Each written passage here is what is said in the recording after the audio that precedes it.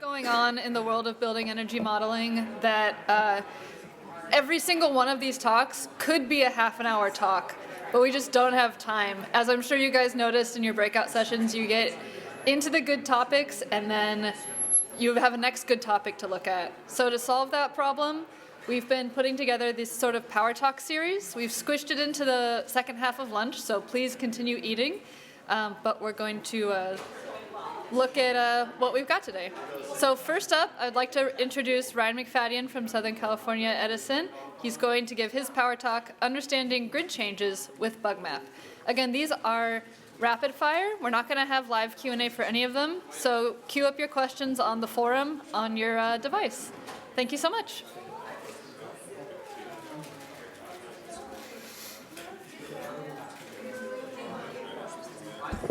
I'll also ask, you can keep eating, but maybe keep talking to a minimum, just to keep the attention on the speakers. Thank you. Hello, everyone. It may shock you to learn that we at the utilities have a little bit of a tough time with change, and one of the things that we're trying to figure out is how to deal with building electrification on the grid. And so we're coming up with this concept called BUGMAP, and that stands for Bottoms Up Grid Model Advanced Profiles. And the idea is that we want to answer these burning questions: is building electrification a grid asset or a liability? When do the loads occur? Are the loads coincident? What we're trying to do is use energy modeling, hourly end-use load profiles to help find the answers. We'd love to get to a place where we can fill out a graph or a table like this, which is we have the current state baseline for a given circuit on our grid, circuit XYZ. That current state baseline has what we call the cumulative demand, and then the planning load limit, which is kind of the point at which we need to add additional transformers. And then we have all these different building electrification scenarios or demand flexibility measures. We'd love to kind of figure out, okay, if the grid changes, can we populate those with information for each of these columns? And so the BUGMAP process is basically first start by modeling every building, and that's a very, very tricky challenge. And then take that, identify the building composition on each circuit, and apply the appropriate model profiles to those buildings, calibrate at a circuit level, and then simulate the future state scenarios to determine the circuit level impacts. We're not here yet. It's early days on developing this process, but some interesting insights, at least from the residential side, is that we can take a look and see where building electrification makes the most sense from a climate zone perspective. And so you can see the green color is the summer peak difference in peak load, and yellow is the winter peak difference. And you can see these different climate zones. Climate zone 16 is kind of our coldest climate. It's mountainous. And then we also have high heating on climate zone 6, and those are the areas where electrification may be more challenging. This is all on a pre-1978 2,000 square foot house. In similar fashion, on a 2,000 square foot house, specifically in climate zone 10, we could take a look at the building vintages and how that impacts electrification. And what we find is that it's much better to electrify a house that's older than one that's newer. In fact, on the newer homes, you can actually pretty dramatically increase the peak load on the house, especially in the wintertime. And so focusing on older homes is the way to go. And I have a similar graph for, I don't have the graph here, but for the size of the homes, larger homes are better to electrify. So these are kind of the early insights that we're getting from the residential data. And so, we also want to take a closer look at figuring out how the breakdown per circuit matters. And location, vintage, and square footage are really, really critical. So, just taking an example of how we used to do things, we have kind of this basic assumption that most homes are pre-1978 and they're about 2,000 square feet, and so we're using a single prototype. Well, if you do that, then you can get a predicted residential cumulative demand of 12.1 megawatts. But if you refine that estimate by taking a better look at the breakdown on a particular circuit by vintages and square footages, then we actually see that the more precise cumulative demand is 8.7 megawatts. And that's really important because for circuit XYZ, the loading limit is only 11.96 megawatts. So if we get the wrong estimate, we're going to have wrong ideas about how loaded the circuit is. And so, we're building vintage maps just like this one. So this shows kind of a breakdown of single-family homes in Ontario, and just broken down by different vintages. And then, one more insight is that looking at BE retrofits, it improves circuit utilization.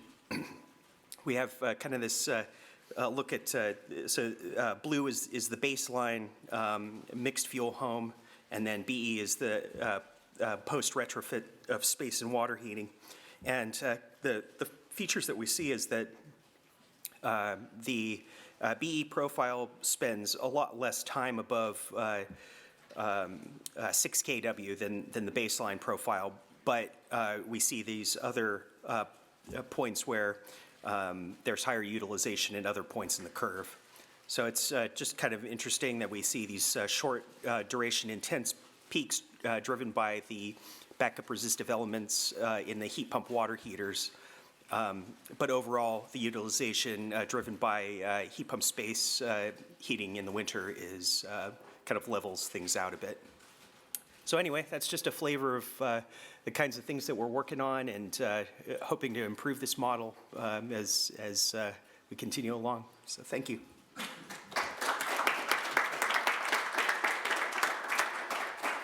All right, thank you, Ryan. Up next, we've got a video submission, and I believe I can play it.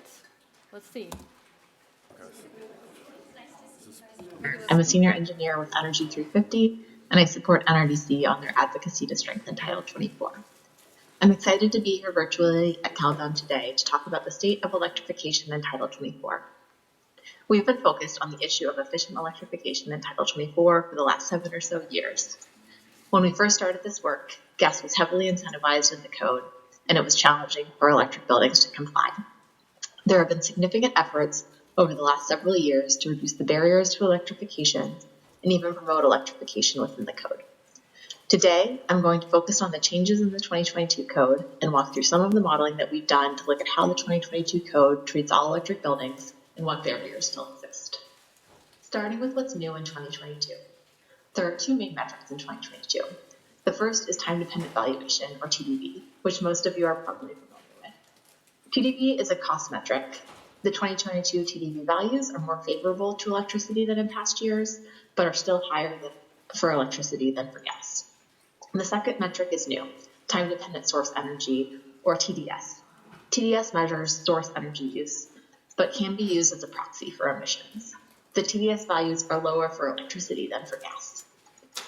The other big thing that has changed in 2022 is the baseline systems used in the performance path. Historically, these baselines were mostly gas and made it challenging for electric buildings to comply.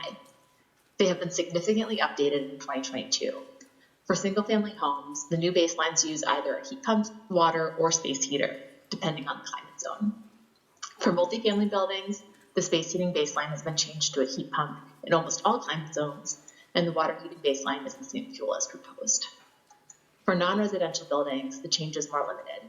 Certain small buildings have a heat pump space heating baseline in most climate zones, but for all other non-residential buildings, the space heating baseline continues to be gas. Now getting to our modeling results. The goal of our modeling was to understand the implications of the baselines and the current modeling functionality for all electric buildings. Shown here is the large office with the two main electric space heating types that can be modeled in CABEC. A packaged heat pump serving a VAV system with electric resistance reheat, and a VRF system. We found that neither system could beat the gas baseline, and surprisingly that the VRF system performed worse than the VAV system with resistance reheat. We think this is due to the fan power assumptions in the VRF model, as well as the underlying VRF performance curves. As shown in the electrification status tracker on the right, we've made some progress in 2022 for non-residential buildings with the electric baselines for small buildings, but still have a long ways to go, both in terms of the systems that can be modeled in CABEC and in expanding the baselines to multi-zone systems in larger buildings. For multifamily buildings, we modeled both a packaged heat pump and a VRF system. We found that for most climate zones, these systems were at or near compliance, suggesting feasible compliance paths for all electric buildings. Whereas in the non-residential building, we found very poor performance for the VRF system. In multifamily buildings, we found relatively similar performance between the VRF and packaged heat pump systems, although the VRF system still performed worse on TDB. The takeaway for multifamily buildings is that there are feasible pathways for electric buildings to comply in most climate zones. The electric central plant modeling capabilities needed for non-residential buildings will further enhance the ability of designers to model electric multifamily buildings using all electric central systems. For single family, we modeled a wide range of scenarios aimed at testing the incentive for going all electric and the penalties for going all gas. Shown here are the results from two scenarios we modeled. On the left is the super high efficiency gas scenario. The intent of this scenario was to test whether an all gas home could comply. In this model, we tried to push the most likely levers to achieve compliance and found that a super high efficiency gas home couldn't comply except for in climate zone 16. On the right, we looked at a mixed fuel scenario with a tankless gas water heater and heat pump space heater. Since we understand that tankless water heaters are quite popular, we wanted to understand the likeliness of this scenario. We found that it was feasible in some but not all climate zones to install this mixed fuel configuration. Overall, the single-family residential baselines allow for all electric and provide a strong signal to electrify at least one end use. In summary, the 2022 code makes major steps forward for both allowing and incentivizing all electric buildings. The biggest barriers that remain are for large commercial buildings. Here, both the lack of modeling capabilities and the baseline systems are the main challenges. On the modeling capability front, the CAC is actively working on an air-to-water heat pump functionality that should be released soon that will allow an air-to-water heat pump to be modeled in place of a boiler. This is an important first step, but needs to be expanded to include heat recovery chillers, integrated storage, and improvements to the VRF modeling. We're hopeful that more of these functionalities will continue to be developed as the 2022 code is implemented. Looking forward to 2025, the biggest opportunity again is in commercial, expanding the baselines to large buildings. There is also an opportunity to further strengthen the single and multifamily baselines to provide even stronger electrification signals, as well as to strengthen the prescriptive requirements for both new and existing buildings. With that, thank you for your time, and I look forward to further discussion of these important issues over the next 2 days. Thanks.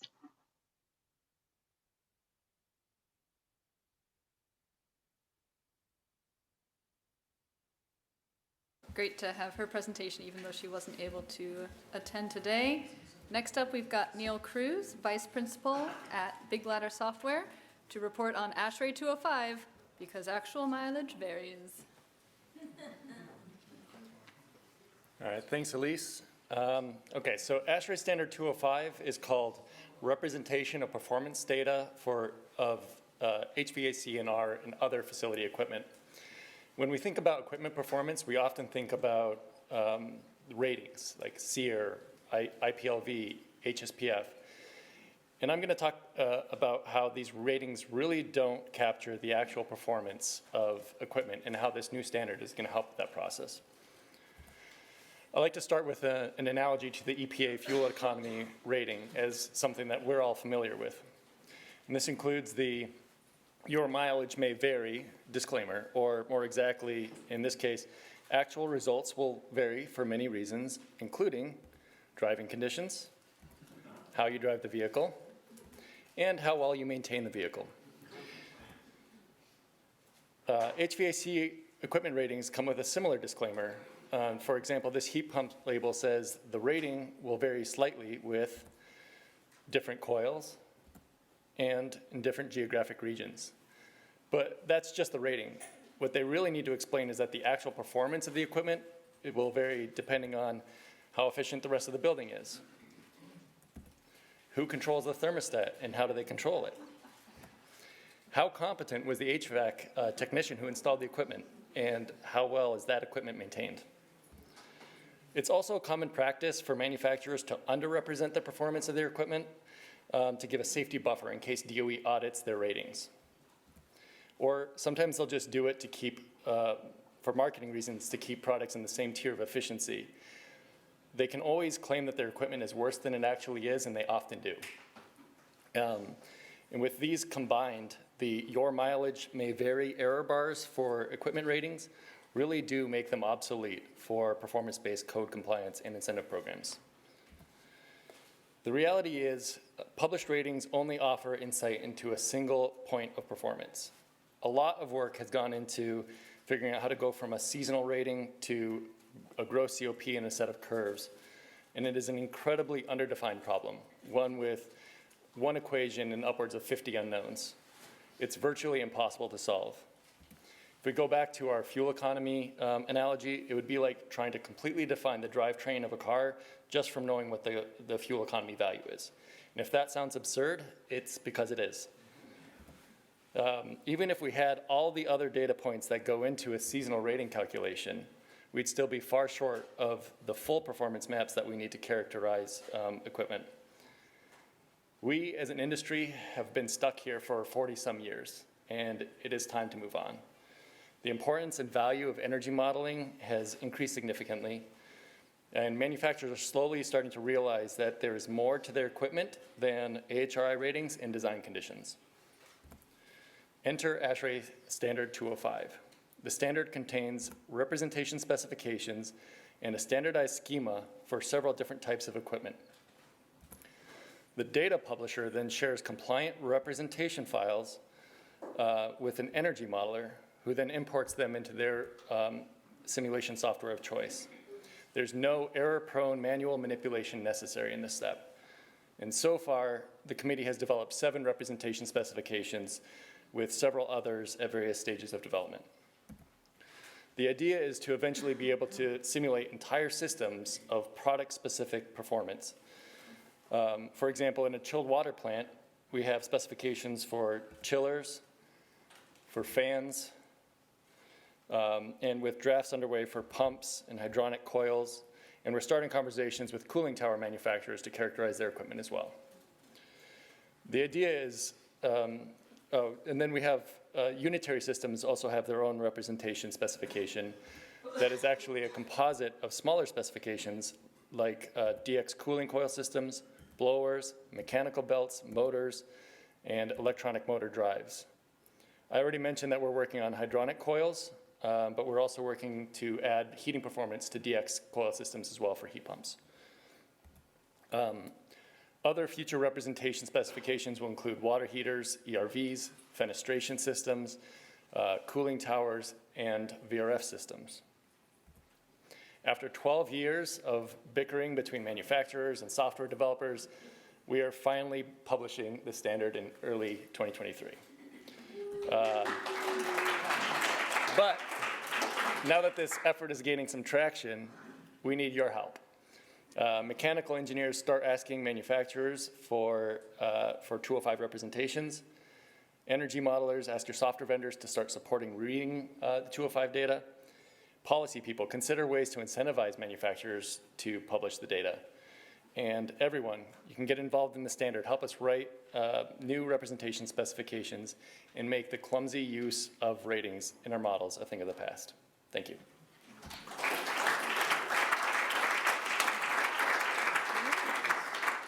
Thanks, Neal. Up next, we have Greg Collins, principal at Zero Envy, talking about the BEM ToolBox.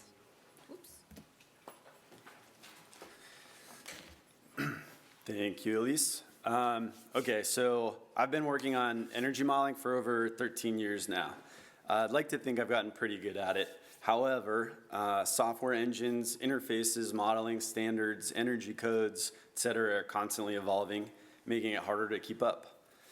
Some people are trying to overcome this hurdle by simplifying models to generate hundreds of results for a project from just a dozen model inputs. While there's definitely a place for simple in energy modeling, my approach has always been to use the best, most capable software tools and methods. This helps ensure that the questions being asked of our models don't outgrow the model's ability to answer them. Does this come at a cost? Sure. The added capability requires more time and highly skilled people, both of which increase modeling costs. While I'd love to pass it off with, hey, you get what you pay for, we need to remain competitive so energy modeling is accessible to the majority of projects, not just the 1%. What's our secret to delivering high-quality services at a competitive cost? It's by continuously refining our modeling workflows. By standardizing things, we increase the repetition of tasks. Then we can introduce tools that do the heavy lifting for us, speeding things up and ensuring consistent outcomes. For most of my career, BEM automation meant spreadsheets and reporting meant PDF. However, everything changed a few years ago when my colleague Yu and I decided to teach ourselves how to program using Python. We took a few free online courses and immediately started leveraging these skills in our work. It was an absolute game changer. We started seeing opportunities everywhere in the BEM space that were ripe for innovation. Boring flat tables and graphs in a PDF report versus web-based dashboards that you could explore and filter on demand. Bulky spreadsheets that were slow and easy to break versus the Pandas library, which finishes crunching 8760 data before your spreadsheet would have finished opening. Our original objective was to share interactive model reports with our clients. However, we quickly realized the greater impact we could have by extending these benefits to other energy modelers and then by sharing other types of tools we've been developing. All of this led to the BEM ToolBox platform, which I'm pleased to be sharing with you all today. The site provides a framework for sharing the tools that we develop across the web. This allows our team to focus on the engineering and data analysis aspects of energy modeling without needing to become full-stack software developers. So how does it work? How's it work for you? So you can create a free account, select the tool you'd like to use, shown here is our energy results dashboard. Extract data from your energy modeling.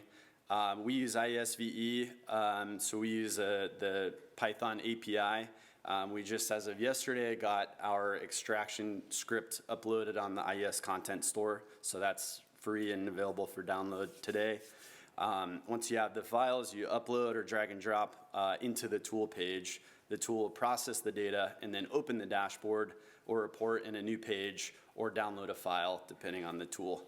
And then you can generate a public link if you'd like to share it with your client or colleagues. They don't need an account to see, interact with the data. So what's next? This is my favorite part. So we're soft launching the tool now with the energy results dashboard. That'll be the one tool available today. Within a few weeks, we'll launch the next tool, which extracts detailed HVAC data currently from ISVE and generates summary tables that can be used for reporting.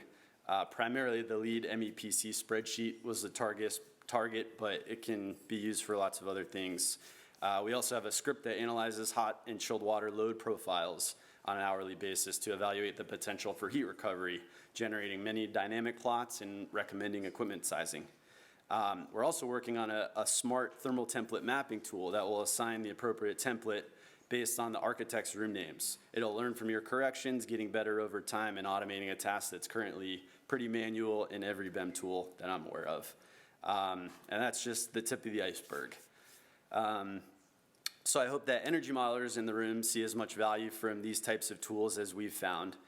So feel free to create an account and kick the tires, and then you'll get notified as new tools get added. If you're not an energy modeler, but interested in making BEM tools like these available to others, I'd be happy to talk about that as well. And yeah, that's my time. Thanks for your attention.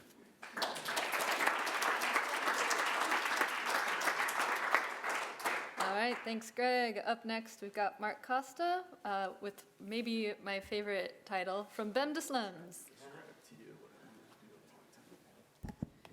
All right, hello everybody. I think most of you, or maybe half and half, maybe a lot of you don't know me, but I'm Marc, Director of Policy and Planning at the Energy Coalition. Also founded the Open Studio Coalition with a few other partners. We maintain the Open Studio user app, but we also do a lot of policy and regulatory, and this is what this is focused on. So this is a whole new lens, and this is a presentation I gave to the mayor of Guadalajara a couple months ago. So it's a totally different concept. We want to talk about transactive energy and what the International Energy Agency does, which I'm a part of this group, the Global Observatory on Peer-to-Peer Energy. We're actually hosting their next meeting, the international meeting in Southern California at the beginning of the year.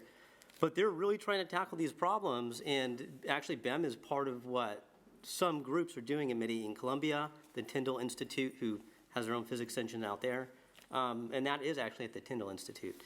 So it's a bunch of people that are really trying to figure out how do we do this, and I'm sitting there saying, like, BEM should have a part in this, but where does it go?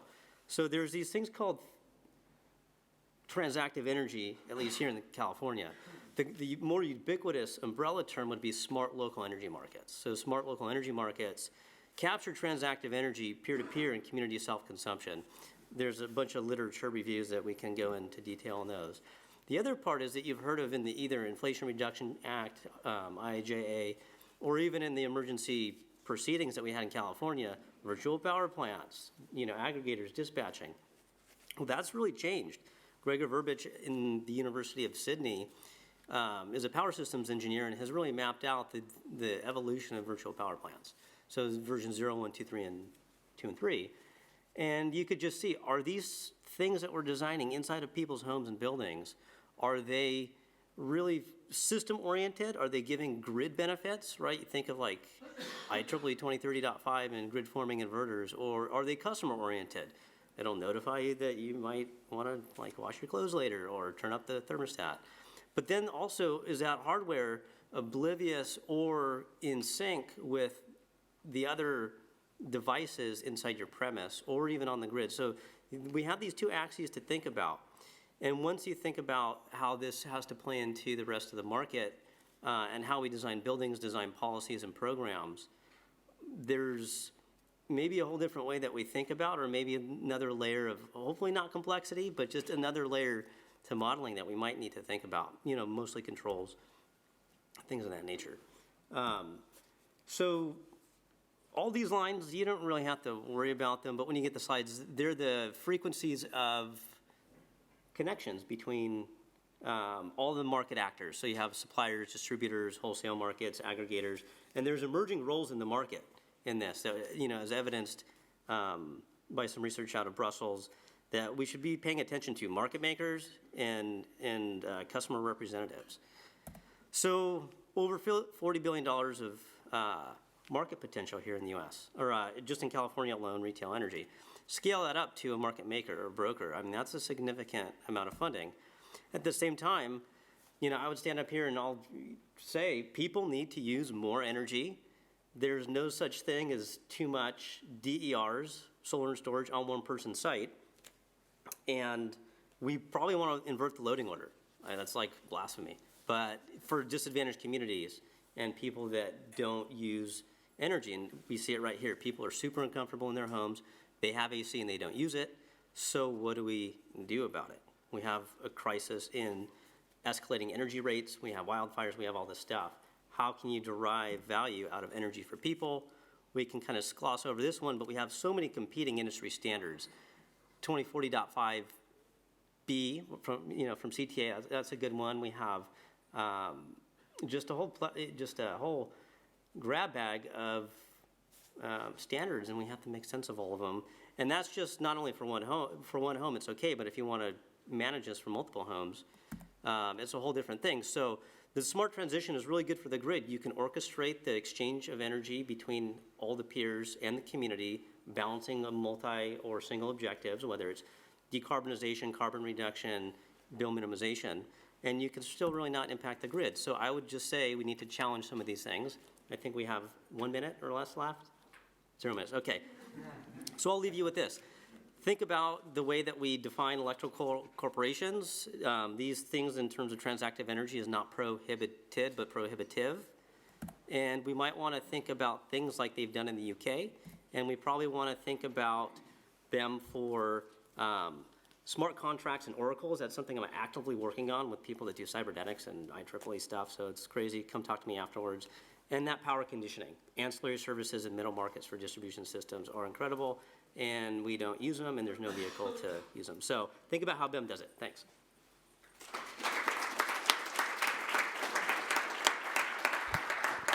Thanks, Marc. Up next is Gina Rodda, principal and owner of Gabel Energy.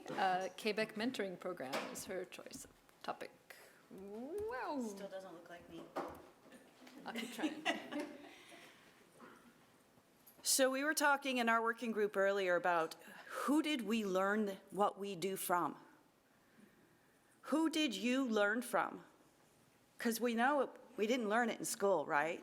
Who here learned what we do as energy modelers in school? What school did you go to? You didn't learn everything there. I know for a fact you didn't learn everything there. And we have been a community of people helping people. People. I was going to come up here and sing and decided not to, so I'm going to save you that. So at CABEC, California Association of Building Energy Consultants, we have put together a mentoring program. And the mentoring program needs you. Glenn here in the room is one of my fellow mentors, and he is 100% helps bring in people who are like, I want to do this, I know what it is, and I want to do it. I don't know what it is, and I want to do it. And how do we get there? Now, we're doing this with it's scheduled, it's worked out. I've spent so much of my life on this project, it's not even funny. So it's an 11-month program right now. We're just doing residential. We will be coming out with commercial and multifamily in the next year or so. And it's an 11-month program. It's intense.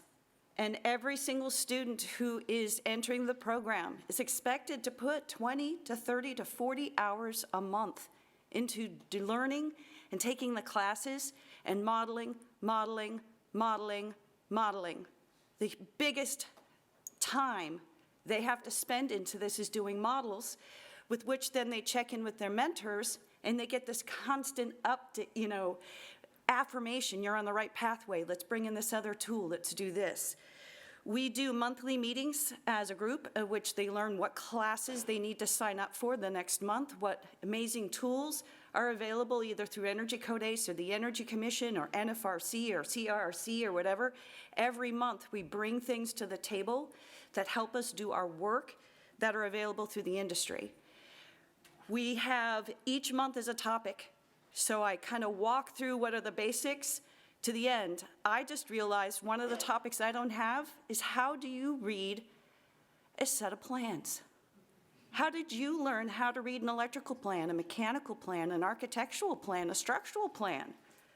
I learned it on the job with my mentors, is how I learned all of this.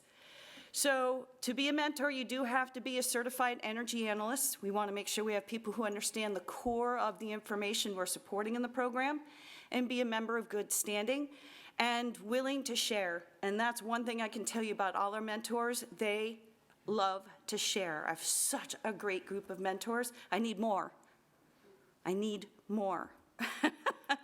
We go through the 5 competencies that have been developed by the CEA program, and it's a very robust program. Who here is a CEA? Who here has tried to take the test? Put that hand up bigger. It's a hard test, right? It's a hard test. So even if you've been doing this for a while, you're going to need some help in understanding what's going on through the program. We do currently use all of the classes, materials, resources, tools developed by Energy Code ACE, and we walk through, hey, let's just talk about windows this month. This month, we're going to talk about insulation. This month, we're just going to talk about indoor air quality. And we go through all the resources and tools available to us. So please come to the CABEC website. Check it out. It is all online. It is not an in-person mentoring program. It is an online mentoring program.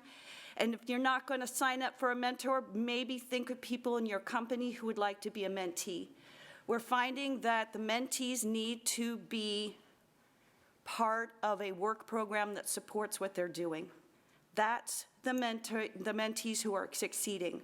The ones who are not succeeding, who are also trying to do 2 or 3 other jobs, raise their family, and go to school, they're not succeeding. So we need you as companies to help support programs like this so that we can be successful.